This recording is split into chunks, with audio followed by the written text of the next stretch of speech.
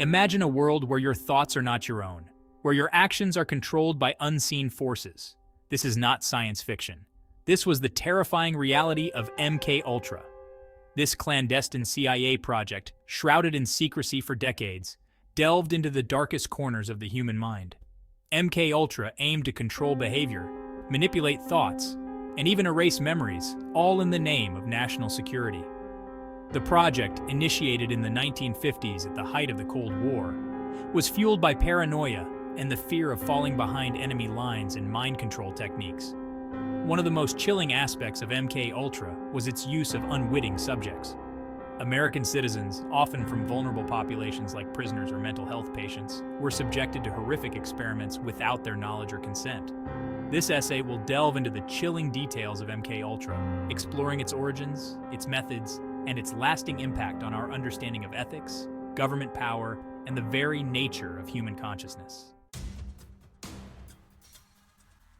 To understand MK Ultra, we must travel back to the early Cold War. The world was locked in a tense standoff between the United States and the Soviet Union. Fear and suspicion permeated every aspect of life, especially in espionage. The CIA, formed in 1947, was tasked with countering Soviet influence. Rumors of Soviet mind control experiments alarmed the intelligence community. The CIA initiated Project Bluebird in 1950, later renamed MK Ultra in 1953. The project's objective was to control human behavior. Leading this was Sidney Gottlieb, a chemist with a pragmatic approach. MK Ultra, born out of Cold War paranoia, became a dark chapter in American history. The heart of MK Ultra was a sprawling network of clandestine experiments conducted in universities, hospitals, and prisons across the United States and Canada. These experiments, often carried out without the knowledge or consent of the subjects, utilized a dizzying array of mind-altering techniques. One of the most notorious substances explored was LSD. The CIA, intrigued by the drug's ability to alter perceptions and induce hallucinations, believed it held the key to unlocking the mind's secrets. Beyond LSD, the CIA experimented with a vast pharmacological arsenal, including barbiturates, amphetamines, and other psychoactive drugs. They explored the potential of hypnosis, electroshock therapy, and sensory deprivation to break down the mind and make it susceptible to manipulation. The methods employed were often brutal and inhumane. The CIA's pursuit of mind control had led them down a dark path, where the ends justified any means, no matter how unethical or inhumane. Behind the cold, clinical descriptions of MK Ultra's experiments lie the shattered lives of its victims.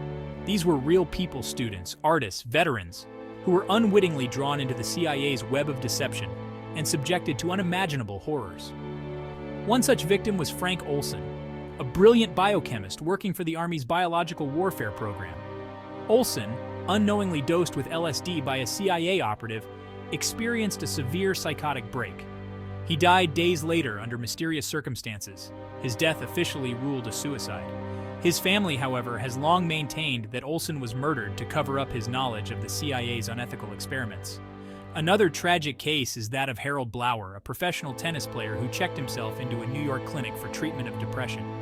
Blower, unbeknownst to him, was enrolled in a CIA-funded experiment exploring the effects of mescaline, a powerful psychedelic drug.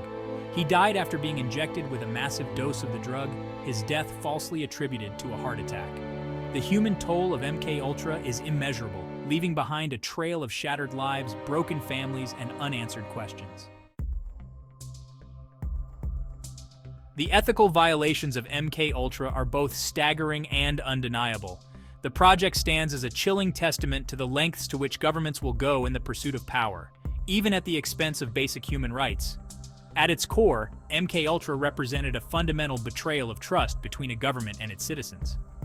The CIA, operating under a veil of secrecy, violated the fundamental right to informed consent by experimenting on unsuspecting individuals. Subjects were denied the basic human dignity of autonomy over their own minds and bodies, their lives treated as expendable in the name of national security. The project's reliance on vulnerable populations, prisoners, mental health patients, and those on the margins of society further amplified its ethical transgressions. The lack of accountability surrounding MK Ultra further compounded the ethical outrage. MK Ultra represents a dark chapter in American history, a stark reminder of the dangers of unchecked power and the fragility of human rights. While the official MK Ultra program was shuttered in the early 1970s, its legacy continues to cast a long shadow. The project's chilling implications extend far beyond the confines of its era, raising unsettling questions about the ongoing pursuit of mind control and its potential applications in the modern world. Advances in neuroscience, nanotechnology, and artificial intelligence have opened up new frontiers in our understanding of the brain and the potential to manipulate its functions. While these advancements hold immense promise for therapeutic applications, they also raise concerns about the potential for misuse. The rise of surveillance technologies and the increasing collection of personal data by governments and corporations have further fueled anxieties about mind control. The legacy of MK Ultra serves as a stark warning, reminding us of the dangers of unchecked power and the importance of safeguarding our cognitive liberty. As we navigate the complex ethical landscape of the 21st century, we must remain vigilant in our defense of privacy, autonomy, and the freedom of thought. The specter of MK Ultra serves as a constant reminder that the pursuit of control can take many forms. The revelations of MK Ultra had a profound impact on public consciousness, fueling widespread distrust of government and institutions. The project's shocking disregard for human rights fueled a wave of conspiracy theories, many of which persist to this day. Some believe that MK Ultra was never truly terminated, but rather driven further underground, its sinister work continuing in secrecy. They point to unexplained phenomena such as mass shootings or seemingly random acts of violence as potential examples of mind control being used for nefarious purposes. Others speculate that MK Ultra's techniques have been adapted for use in advertising, propaganda, and even political campaigns. While it is crucial to approach such claims with a healthy dose of skepticism, it is also important to acknowledge the very real potential for abuse that exists in any field that seeks to understand and influence the human mind.